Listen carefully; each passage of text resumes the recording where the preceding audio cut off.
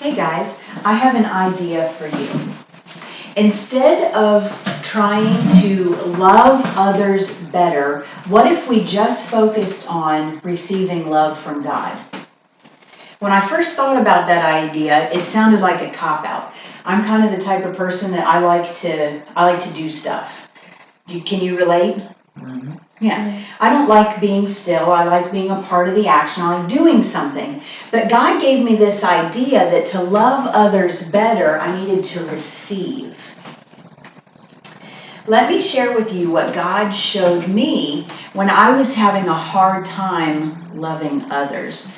Because I was reading in Scripture, and a complicated command, a simple command that God gave seemed complicated to live out.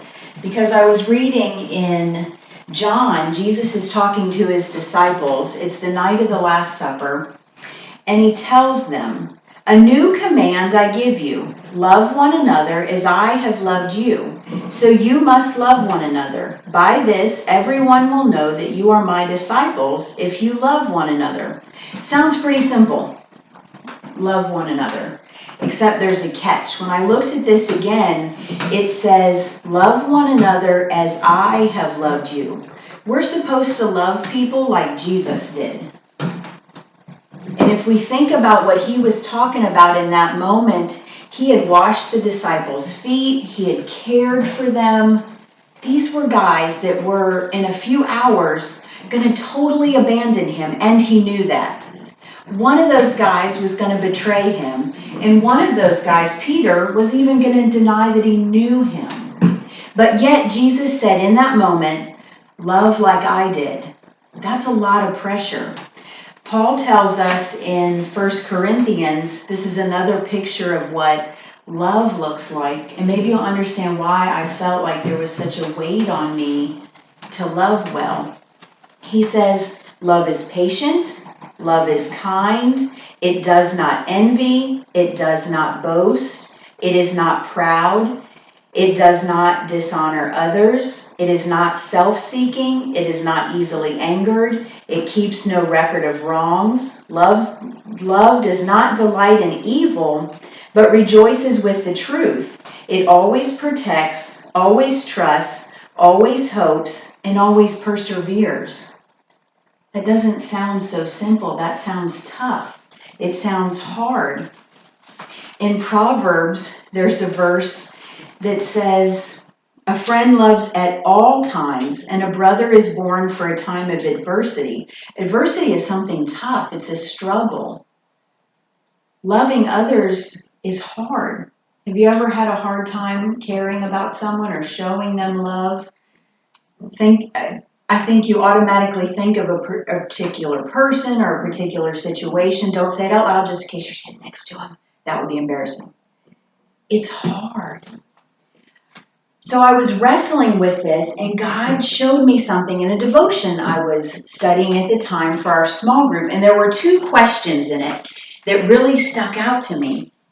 The first question was, when I focus on trying to manufacture unconditional love for others, I love others best. Or when I focus on receiving the unconditional love of Jesus for me, I love others best.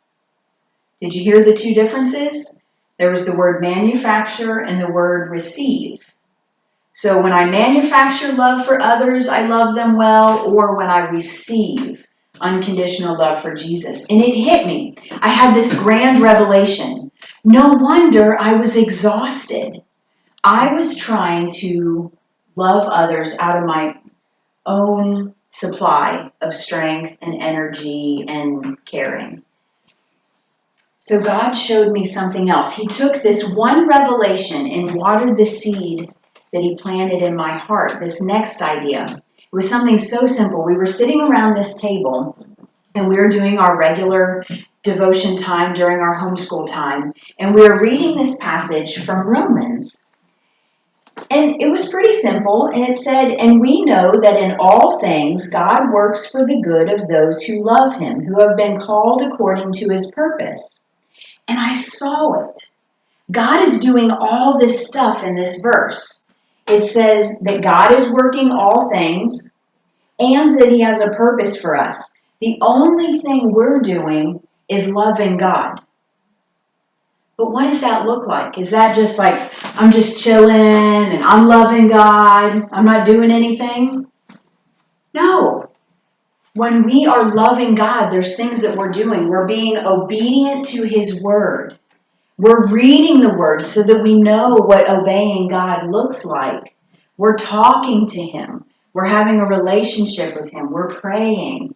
And the other thing, I heard this from Pastor Kyle Idleman. He said in a sermon that you should be leaning so hard on God that if He were removed, you would fall over. That's quite a picture. That's what loving God looks like, that we're leaning on Him so much that if He were removed, we would fall over. And I was beginning to understand what God was showing me. It was a picture of cupped hands. So when you receive something, you have your hands out, receiving God's love. And I thought, well, if I'm loving God and I'm receiving from Him, how does that help me love others better?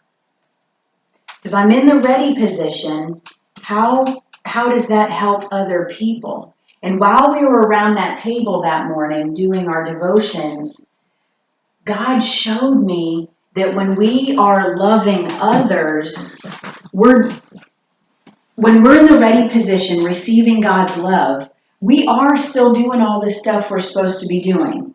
We're like, for me, I'm a mom, so I spend time at home taking care of the house and cooking meals and teaching you. So I'm with you, but I'm still receiving from God at the same time. He's pouring into me. Seth, can you come up and help with a demonstration? Ty, would you mind coming up and helping? I want to show you what this looks like. Come on up here. When we receive from God, and we're in the ready position, it looks like this. Can you hold your hands over Seth? So when I'm in the ready position, ready to receive from God, I'm still going about my regular life. Like I might be going out to Target to buy groceries, but I have a conversation with the cashier. But I'm in the ready position, always ready to receive what God has for me. And while I'm encountering that cashier at Target, look what's happening. Oh, look, what God is pouring into me,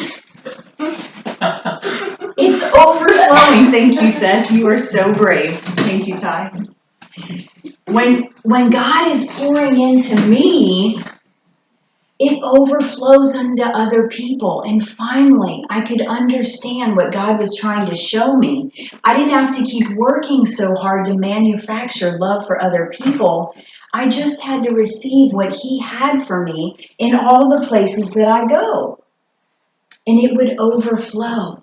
So if you've heard anything else, remember this. Loving others happens best when it comes from the overflow that God pours into you. Thank you. Good job. You were brave.